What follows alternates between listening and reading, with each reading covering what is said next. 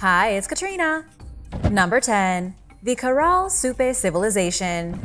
Near the coast of Peru, there are huge mounds of stone and earth rising up from the sandy desert like natural formations. They almost look like crumbling hills made from hard stone. But in reality, these mounds are ancient pyramids from 5,000 years ago, standing in the remains of what might be the oldest urban center in the Americas. This mysterious site, known only as Caral, was studied by the Peruvian archaeologist Ruth Shady Solis from San Marcos University. The complex is over 150 acres of ruined pyramids, plazas, and residential buildings. It was once a thriving city at around the same time that the pyramids in Egypt were being constructed, making it one of the first advanced cities in the world. Ruth believes Caral is behind the mysterious origins of the Inca. The size and scope of the city is simply astounding. The biggest pyramid still standing, Pirámide Mayor, covers an area amassing to 4 football fields and stands 60 feet tall. It has more than 3 terraced levels and would have taken thousands of laborers and countless hours to build. By 1600 BC, the Caral civilization had spread through the Supe Valley and constructed at least 17 other pyramids. They were a massive civilization, but they vanished overnight. Even stranger is that they knew they were about to disappear. Many of their greatest architectural achievements were buried under heaps of dirt to protect them from whatever mysterious threat wiped them out. Ruth Solis also believes the Caral civilization was the mother city of the Incan civilization. She thinks it's possible that the Inca began in the city of Caral, but after its destruction went somewhere else. Then, after several centuries, they were able to regroup to form the Inca Empire. Number 9. The Indus Utopia. For over 700 years, the Indus civilization was a utopia. In the Indus Valley of India, this great culture flourished at the dawn of humanity beginning roughly 5,000 years ago. They were one of the first advanced civilizations, building huge cities with upwards of 40,000 residents each. One of their greatest settlements was the city of Mohenjo-Daro, a place that boasted sewage systems, household plumbing, standardized currency, and strong trade links across the globe. Currency from the Indus Valley has been found as far away as the Middle East, proving Mohenjo-Daro became rich by trading with other mighty empires. At their prime, they covered much of Pakistan, India, and parts of Afghanistan. But what makes the people of the Indus civilization so unique is that researchers say they never practiced war. They were a utopia, a peaceful group of humans who didn't follow any dictators or kings, and who never fashioned a single weapon or marched into a single battle. We know this because although archaeologists have excavated multiple cities belonging to the Indus people, they haven't found even one palace or temple. Every city has shown evidence of the residents sharing almost the exact same amount of wealth. Nobody ruled over anybody else in a great big castle, and there appear to have been no temples dedicated to strange deities. As far as anyone can tell, the Indus civilization had no kings and lived peaceful lives in harmony with their neighbors. However, that tranquility ended about 4,000 years ago when the civilization collapsed overnight. Some experts say climate change played a role, while others claim their unwillingness to go to war left them vulnerable to be conquered. Number 8. The Etruscans. Before there were Romans, there were Etruscans. Some of the first kings of Rome came from Etruria, as well as highly advanced knowledge that helped the Romans succeed in conquering much of the world. For decades, scientists have tried to figure out who the Etruscans were and where exactly they came from. In the 5th century BC, the Greek historian Herodotus wrote that they came from a faraway land and migrated to the Italian peninsula thousands of years prior. However, a recent genetic survey has confirmed that the Etruscans in fact came from Italy. The DNA from over 82 people who lived between the years 800 BC and 1000 AD shows that Etruscans lived in Italy before anyone else. Even more interesting is that they were almost genetically identical to their neighbors in Rome. The Etruscans were unique because for hundreds of years, As people migrated throughout Europe and populations mixed and merged, they remained widely undisturbed in Italy. They ruled a massive amount of land between Rome and Florence, along with the island of Corsica. They also had their own distinct language that was different from other European languages like Greek. But according to Ben Turner from Life Science, the Etruscans just couldn't hold off against the Romans and were beaten down in the 3rd century BC. By 90 BC, Etruria had been completely assimilated into the Roman Republic. The advanced architecture, artistic styles, and even Etruscan culture were all absorbed and then used by the Romans. To this day, scientists don't understand why the Etruscans lasted so long, or how they came to be defeated by their small neighbors to the south. Number 7. The Old Copper Culture. Some of the first people in the world to start manipulating copper were Native Americans. About 10,000 years ago, near the Great Lakes, the Old Copper Culture began to fashion objects out of pure copper. It was a major technological triumph for Native Americans, seeing as copper was a huge boost above ordinary stone. They were able to mine copper, then transform the raw material into extraordinarily sharp arrowheads for hunting. But then something strange happened. After thousands of years as coppersmiths, the Native Americans stopped and returned to making tools out of stone and bone. They went backwards, and nobody can quite figure out why.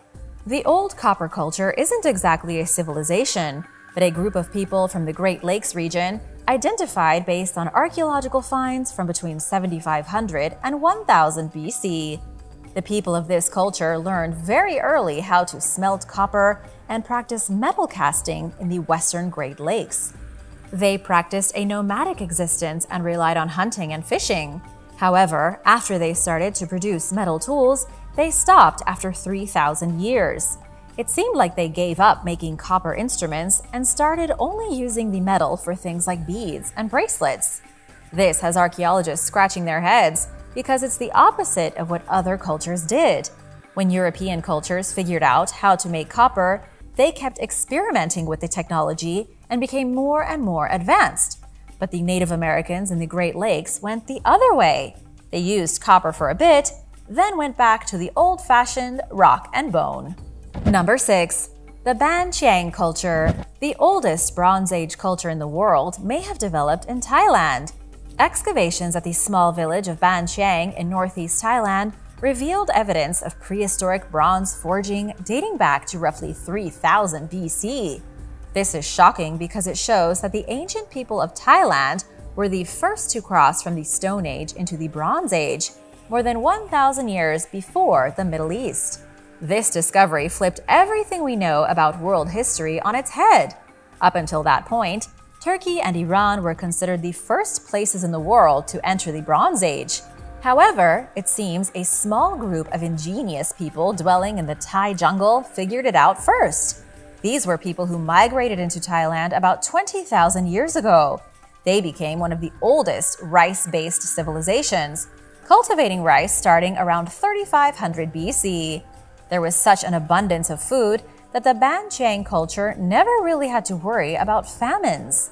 This allowed the ancient Thai people to focus on other things, like the development of metals.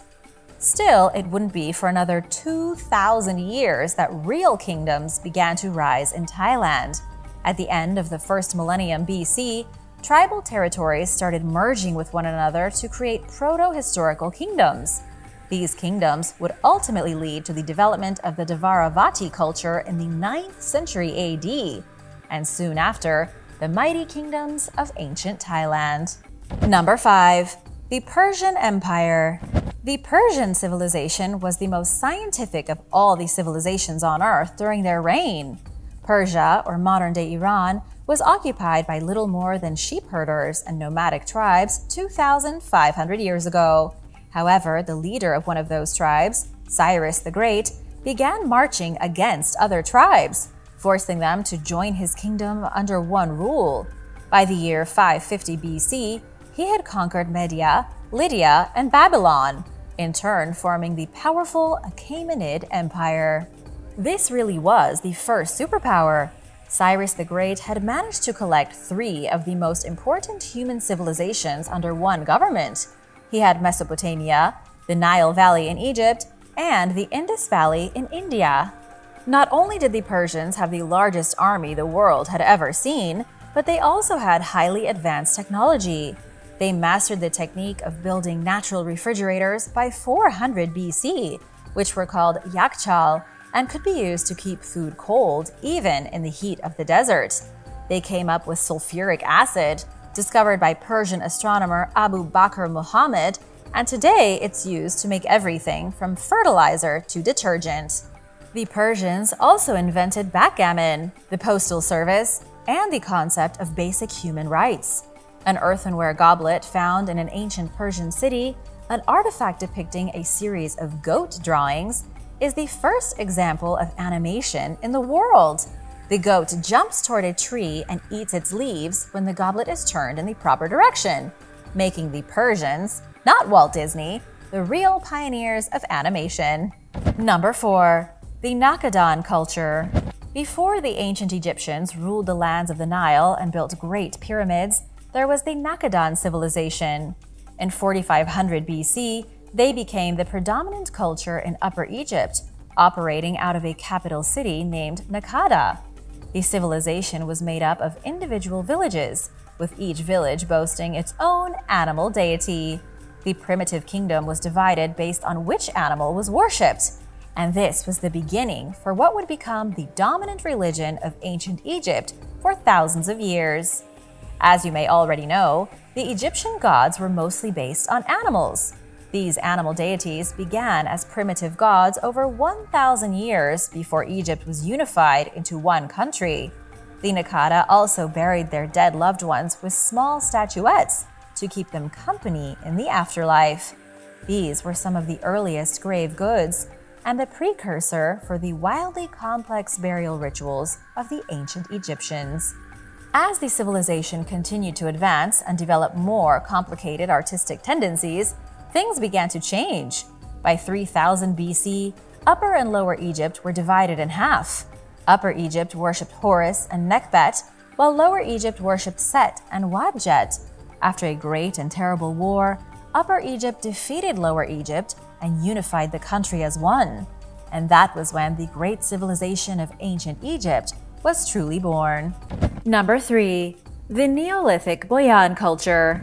The Neolithic Boyan culture appeared in southern Romania roughly 7,000 years ago, and they were one of the first human groups to build settlements in Eastern Europe. The culture was characterized by unique terrace settlements. They began by building mud huts, but over thousands of years, they upgraded to more complex settlements. Their biggest achievement was constructing what archaeologists say could be the first fortified settlements in Romania, which was a major turning point in civilization. They were also the first to introduce copper axes. This was a big deal because it showed forward thinking and ingenuity.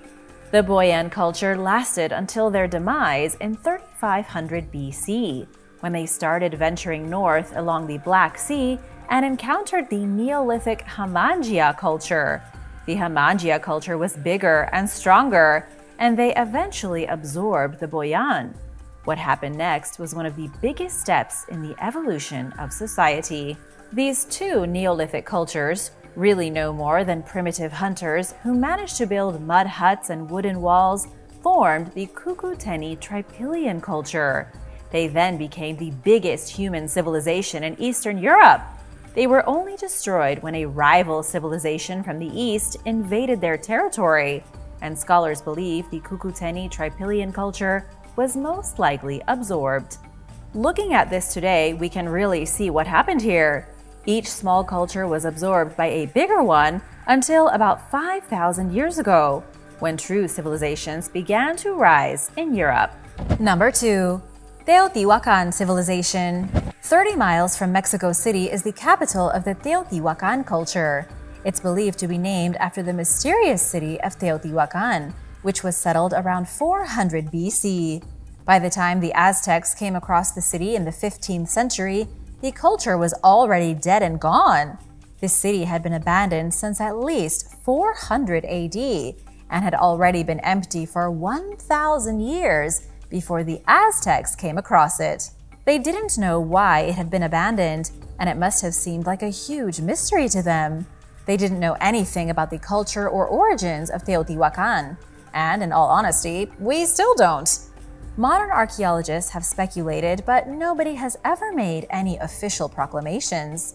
Some believe that the Toltec civilization built the huge city, but that's likely incorrect because the Toltec didn't arrive on the scene until Teotihuacan was already dead. Others suggest the Totonac tribe may have built and lived in the city. The Maya, the Mixtec, and even the Zapotec have also been brought up in discussion as being responsible. But the truth is that the mysterious culture who created this place is unknown. We do know they were wildly advanced, had a population of about 200,000 people, and yet they abandoned their pyramids, plazas, and great structures seemingly for no reason. It was almost as if they were all abducted by aliens at the same time. Number 1. The Aegean civilizations. In the classical world of the Mediterranean, from between 3000 and 1200 BC, there were 3 main civilizations on the coast of the Aegean Sea. These civilizations thrived in what is now considered Greece. But it wasn't exactly Greeks who lived here. There were the Cycladic, the Minoan, and the Mycenaean civilizations.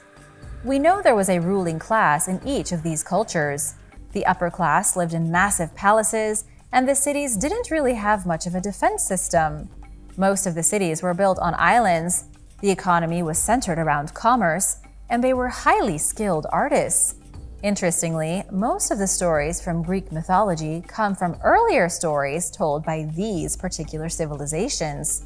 Sadly, each of these civilizations fell in rapid succession. The Minoans were obliterated by a volcano, and the Cycladic peoples were disrupted by tsunamis and pirates. Then the Mycenaeans were killed off in 1200 BC by the Sea People, a mysterious race of seafarers who pillaged the remains of the Aegean civilizations. It wasn't for another 400 years until ancient Greece as we know it would emerge. Thanks for watching! Which of these ancient civilizations do you think was the most advanced for their time? Let us know in the comments below, and be sure to hit that subscribe button if you haven't already. See you next time! Bye!